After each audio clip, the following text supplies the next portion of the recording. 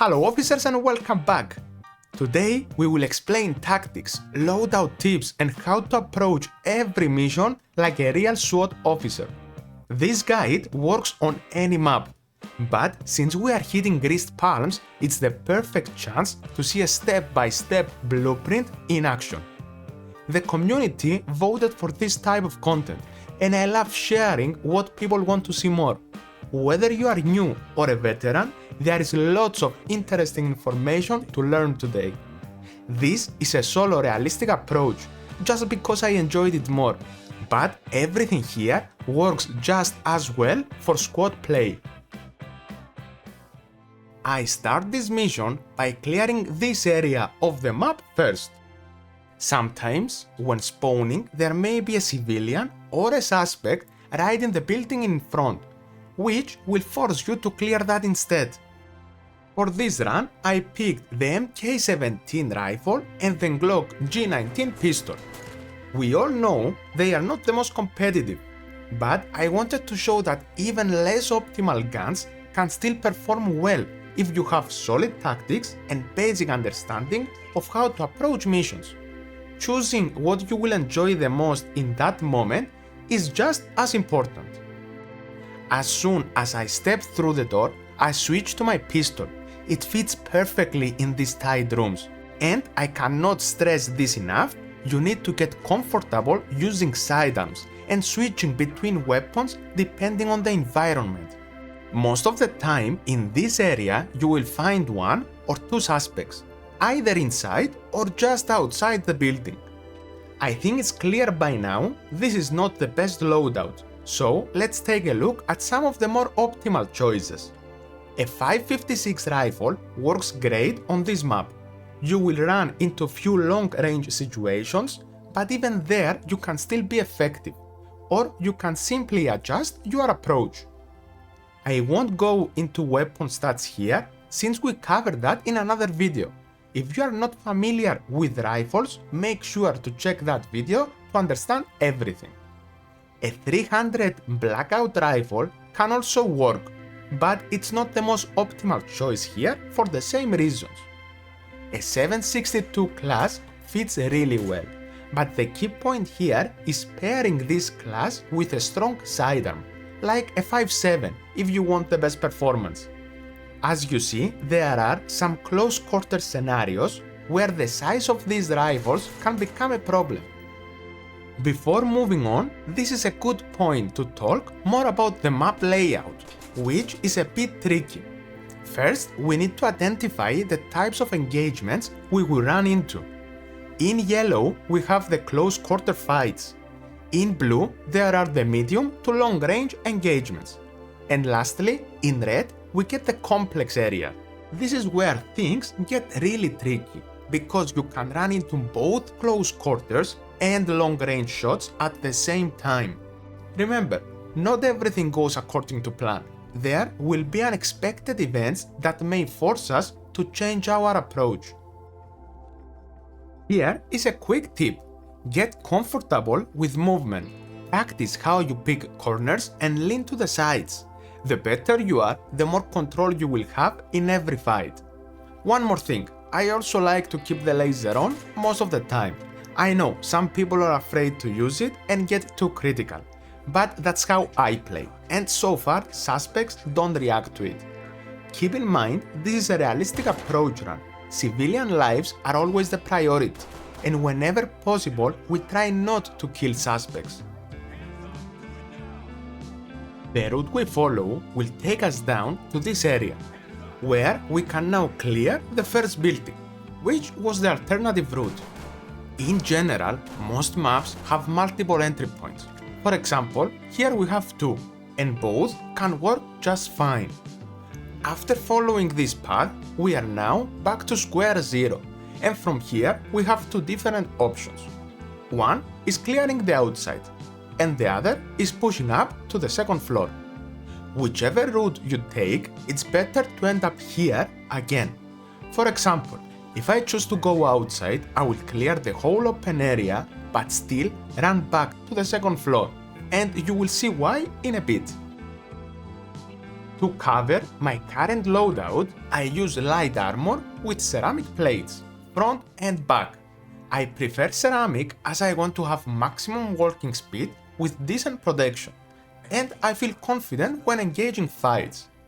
Especially front and back plates for this map, since the red area we mentioned is a bit of a mess. You will definitely get shot out of nowhere.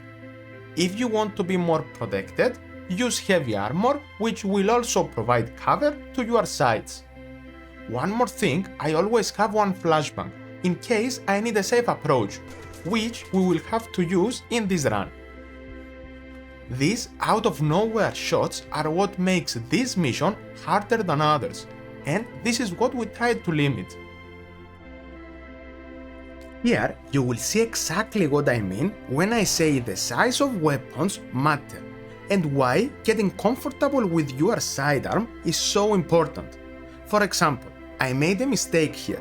I should have entered the room with my pistol to maneuver more easily, then switch back to the rifle as soon as I could.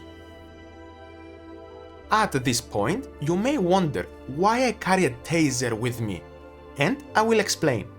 Behind this door, there is a high chance we will run into the FISA agent. He is the key target of this mission, since we need to bring him back alive. From my runs so far, these are the spawn locations where I have found him. The rest of the mission is just the usual suspects, civilians, and soft objectives.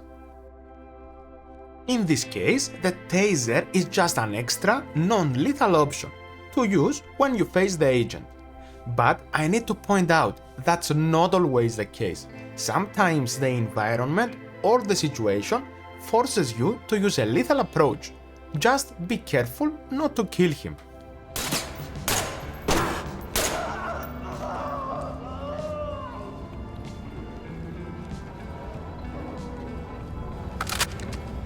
Now, the plan is to clear that room, which is another possible location for the FISA agent, and I will be taking a huge risk with this engagement. Get in close, keep checking your surroundings because there are lots of hidden angles suspects can shoot from. Move fast and get to the room. I had my taser ready for that entry. But not only did I miss, the agent wasn't even there. I nearly got taken out, but managed to clear the room. Don't forget to collect the soft objective before moving on. This is where things start to get tricky. The area we are moving into is wide open, with plenty of hidden suspects, both inside and outside the building. And trust me, they see you before you even spot them. Be careful not to rush into civilians or suspects. Handle each situation from a safe distance, and don't forget, you can order civilians to move out. I use this a lot since it's much safer and keeps you from walking into dangerous areas. There is some action here. I will let you enjoy it.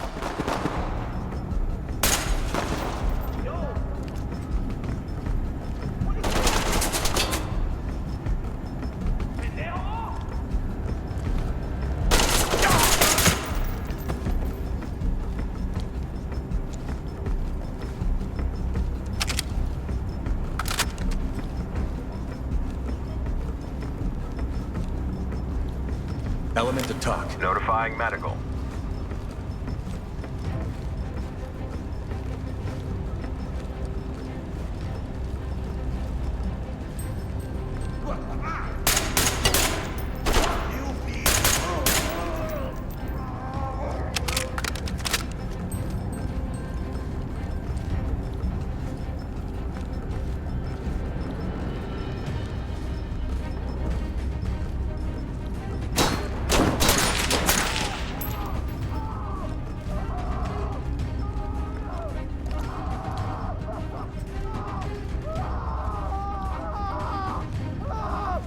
By the way, the suspect we capacitated here turned out to be the agent.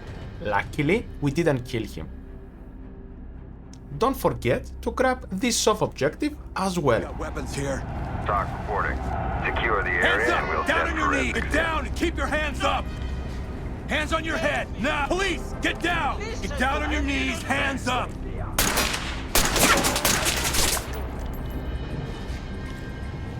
Down on the ground! Now! One last piece of advice.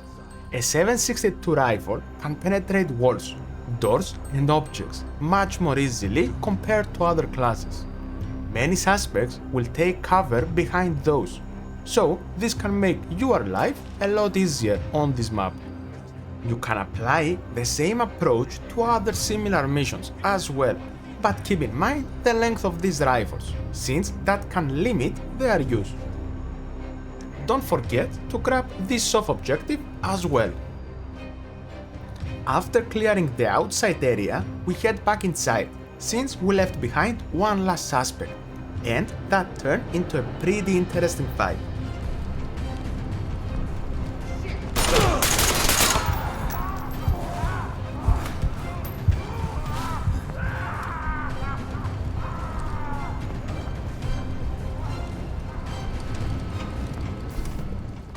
To finish the mission, I am using the search and secure command. And just like that, that's how you approach a mission in general, and more specifically, greased palms. Don't forget about the giveaway. I will be giving away 2 DLC packages to 2 subscribers as soon as we hit 1000 subs. Stay sharp officers, and I will see you in the next callout.